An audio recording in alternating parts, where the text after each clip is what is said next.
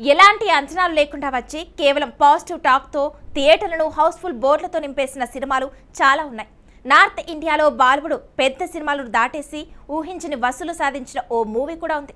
వయసుతో మాకింటి పని బాక్సాఫీస్ వద్ద రికార్డులను తిరగరాసింది ఓ సీనియర్ హీరో మూవీ. మరి ఆ సినిమా ఏంటో ఎవరు చేశారో ఈ స్టోరీలో చూసేద్దాం. భారతీయ సినీ పరిశ్రమలో సూపర్ స్టార్ రజనీకాంత్ అంటేనే ఒక క్రేజ్. వయసుతో సంబంధం లేకుండా తనదైన శైలిలో ప్రేక్షకులను అలరించడంలో ఆయనకు ఆయనే సాటి. ఈ క్రమంలోనే వయసులో చాలా వ్యత్యాసం ఉన్నప్పటికీ రజనీకాంత్ సరసన నటించి బాక్సాఫీస్ వద్ద భారీ విషయాన్ని అందుకున్న చిత్రం కబాలి. 2016లో విడుదలైన ఈ సినిమా అప్పట్లో సంచలనం క్రియేట్ చేసింది.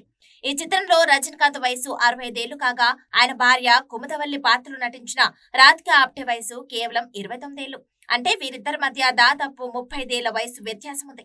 తెరపై వారి కెమిస్ట్రీ ప్రేక్షకులను ఆకట్టుకోవడమే కాకుండా సినిమా విజయానికి ఒక ప్రధాన కారణంగా నిలిచింది. రంజిత్ దర్శకత్వంలో వచ్చిన ఈ కబాలి ఒక వయసు పైబన్న గ్యాంగ్స్టర్ కథ.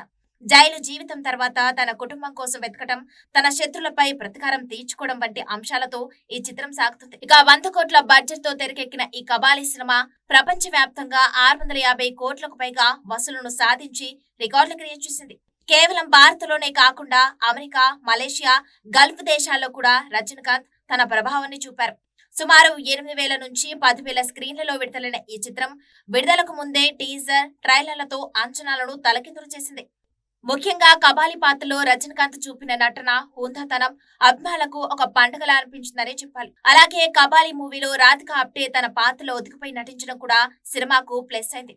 ఇద్దరు నటుల మధ్య వయసు వ్యత్యాసం ఉన్నప్పటికీ కథకు అనుగుణంగా వారి పాత్రలను దర్శకుడు తీర్చిదిద్దిన తీరు మాత్రం అద్భుతం. రజనీకాంత్ కెరీర్లో అత్యంత భారీ విజయాలు ఒకటిగా కబాలి నిలిచిపోయింది. ఒక సీనియర్ స్టార్ మరియు యంగ్ హీరోయిన్ కాంబినేషన్ బాక్సాఫీస్ వద్ద విజయాన్ని సాధిస్తుందని ఈ సినిమా మరోసారి నిరూపించింది.